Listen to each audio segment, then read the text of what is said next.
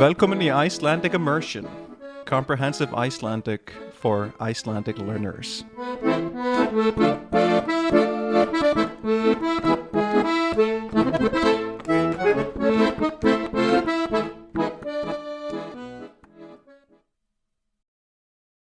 Góðan dag og ertu velkomin í þátt númer 71 af þessu hlaðvarpi. Í dag er þá síðasti þátturinn sem ég ætla að taka núna upp í röð. Ég er ennþá á sama degi og hinir þættirnir sem komu hérna á undan. Þannig ef næsti þáttur hljómar eitthvað öðruvísi eða ég er í einhverju öðru skapi, þá er það vegna þess að það er liðin mánuður síðan ég var síðast að taka upp. Þannig að kannski er ég ekki sama manneskja lengur þá. En já, þriðji þátturinn í þessari framburðarskýringar seríu eða þáttaröð öllu heldur. Og í dag ætla ég að tala þetta sem mörgum þykir erfitt að ná. Þetta er það sem að mörgum þykir kannski ljótasta hljóðið á íslensku og er það sem lætur flesta fatta hvaða mál er verið að tala. Ef þú værir einhvers staðar á Spáni og þú heyrir einhverja tala útlensku í kringum þig og þú heyrir þetta hljóð, þá getur þú næstum því vitað algerlega með fullri vissu að þetta eru Íslendingar. En það sem liggur að baki þessa hljóðs, það sem að veldur því að þetta hljóð verður til, það finnst í fleiri stafapörum heldur en bara það eina hljóð sem að er svona, ógeðslegt. Þetta er málfyrirbæri sem að ég var lengi að taka í sátt. Ég, verandi Íslendingur, ég skildi ekki af hverju þetta ætti að heita þessu heiti. Því ég er ekkert að gera þetta hljóð. Þetta er ekkert hluti af mínu máli. Ég er ekki að gera þessa viðbót. Og svo fattaði ég þegar ég fór að læra meir hljóðfræði og fór að spá í akkurat þessu sem ég er búin að vera að fjalla varðandi framburð á latneskum bókstöfum, að sjálfsögðu erum við að gera þetta hljóð og að þetta er rétta heitið fyrir það. Þetta heitir T-insertion, sem er örugglega þýtt sem T-innsetning. En það er sem sagt víða inni í íslenskunni að finna auka hljóð sem við setjum inn í málið okkar sem er ekki skrifað. Og er þá túlkunaratriði sem er falið fyrir þeim sem að kunna ekki að lesa íslensku eins og Íslendingar gera. Og þetta gerist í ákveðnum samhljóðapörum og þetta gerist helst í tvöföldum samhljóðum og þá ákveðnum tvöföldum samhljóðum og kannski í ákveðnum samhengjum eða ákveðnum kringumstæðum öllu heldur. Það er tvöfalt L og tvöfalt N sem að fær stundum þessa T viðbót, að við setjum inn þetta auka T. Og þarna er þetta ljóta hljóð sem ég hef verið að tala L, L. Þegar ég er að kenna nemendum mínum að bera þetta fram, þá dreg ég upp þessa ímynduðu mynd. Hugsaðu svona 11-12 ára strák sem er að læra að beatboxa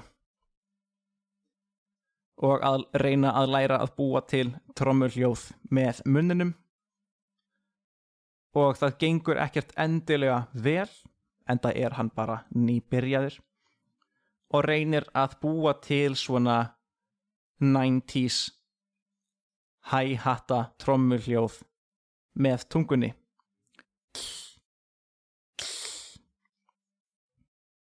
En það sem í rauninni að gerast að við erum að lyfta tungunni upp í góm eins og við ætlum að segja N eða L hljóðið, og við búum til sprengihljóð, alveg svo ég segjum B eða P.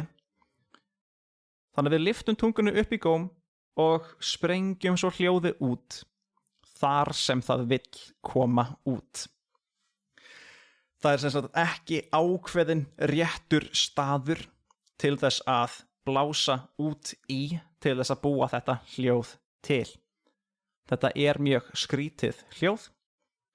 Ég man eftir því þegar ég hitti einstakling í menntaskóla sem spurði mig þar: út í hvaða hlið segirðu ellið þitt?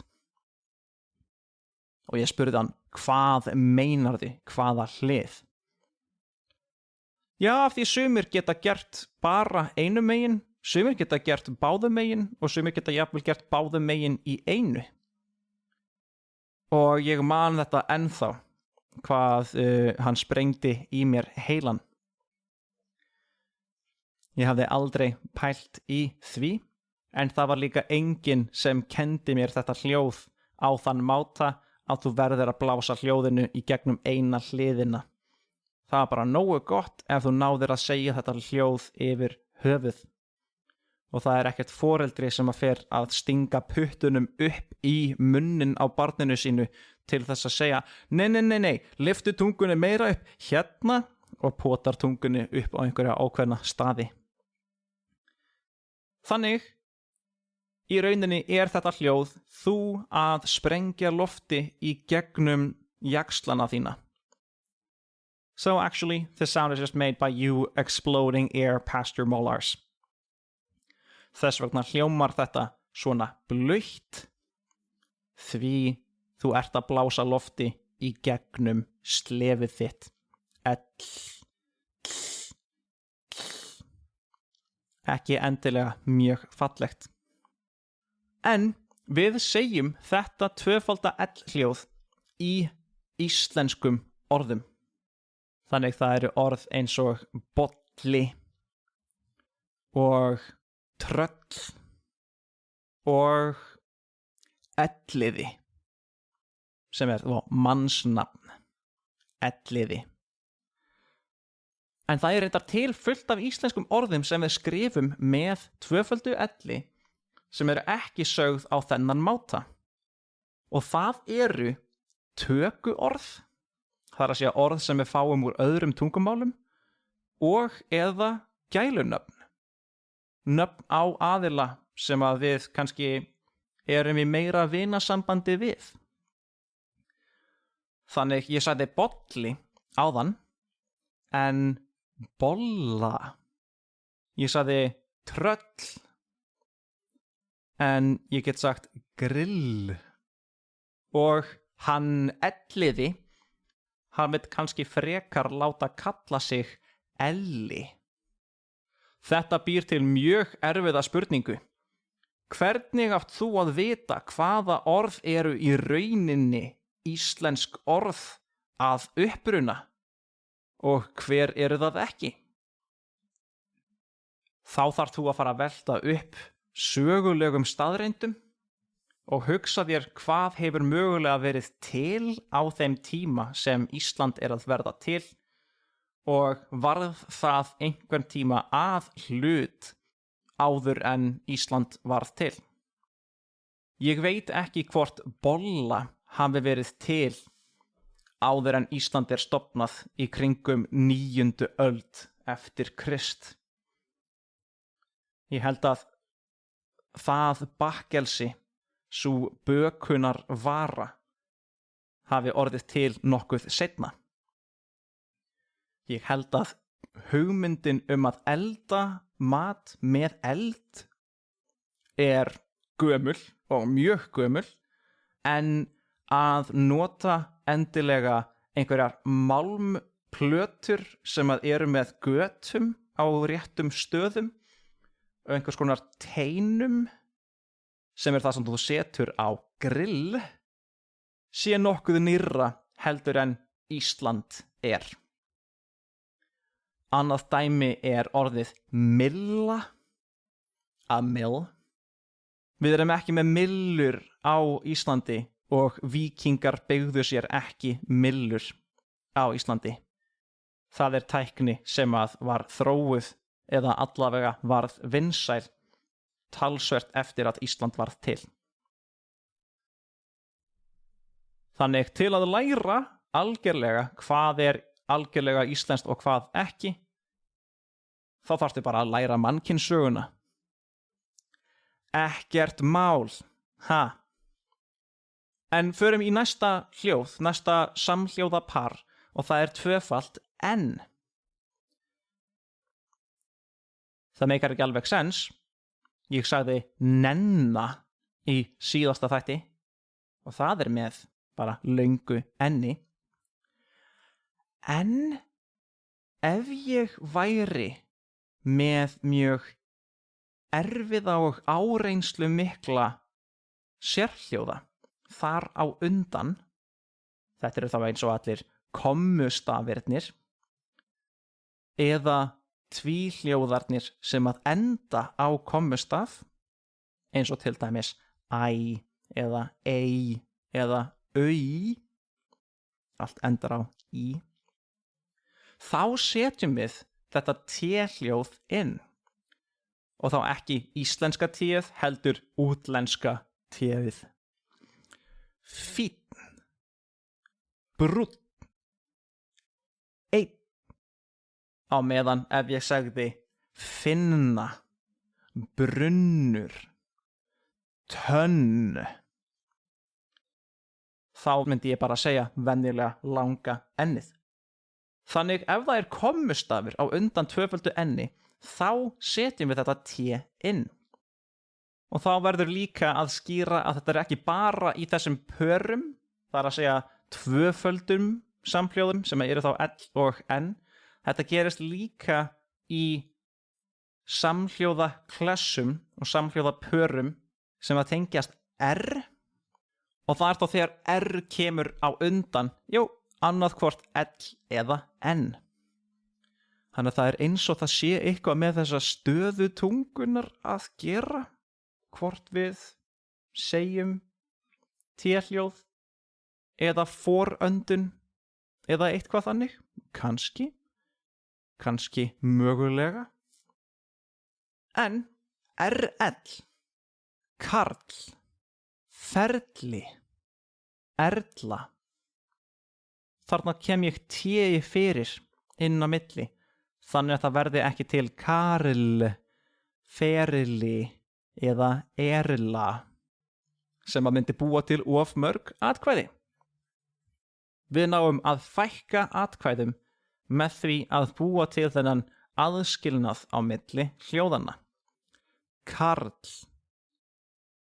karl, karl, ferli, erla. Og við tökum RN, barn eða barna, tjörn, tjörn eða örn, örn. Þið takið eftir því að þessi L og þessi N sem ég sagði eru líka afröddið. Það er þá viðbótar atriði til þess að einmitt passa upp á að það verði ekki til þetta auka atkvæði. Þannig við skellum inn þessu auka sprengihljóði, þessu auka t-i og við sleppum því að syngja L-ið og N-ið. Og þá náum við að búa til orð sem að eru með færri atkvæðum en þau myndu hafa ef við myndum lesa stafina eins og þeir heita og standa. Þannig þarna er þessi t-innsetning skýrð í dæmum ef þetta er eitthvað sem vefst fyrir þér, þá máttu við endilega henda spurningum á mig inni á Patreon, þar sem allir meðlimir, líka þeir sem eru ekki áskrifendur, geta skrifað mér inni á hópspjöllum síðunnar. Og ef þetta er eitthvað sem þú vilt persónulega hjálp við, þá getur þú bókað tíma hjá mér í kennslu. Eða þú getur líka skoðað síðuna sem að ég hef nýtt mér til þess að skýra þessi viðfangsefni út. Allt þetta sem ég hef talað og útskýrt og gefið skýr dæmi er að finna á síðu sem Max Naylor bjó til, sem heitir Icelandic Grammar Reference.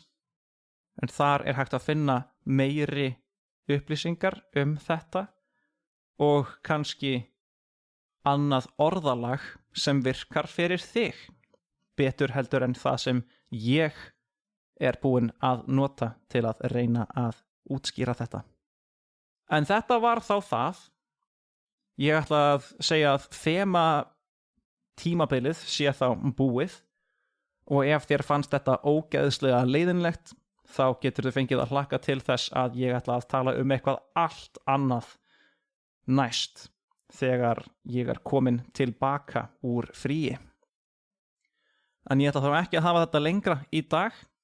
Ef þú hefur náð svona langt inn í þáttinn, þá þakka ég þér fyrir að hlusta og þangað til næst. Takk og bless. Hello again, it's me. Now in the wrong language, I just wanted to let you know that if you're interested in seeing a transcription of this episode that you just listened to, or any of the other episodes, then that's available to you through my Patreon page. That's going to be within the Linktree link that you're going to see in the description of this episode. So if you're interested in finding the Patreon page, the Facebook page of the show, or even my teaching page on italki, then all of that's going to be found underneath that little umbrella that is the Linktree link there. So don't be shy, click away. Thanks again for listening, and hope you'll come again. All right, take care.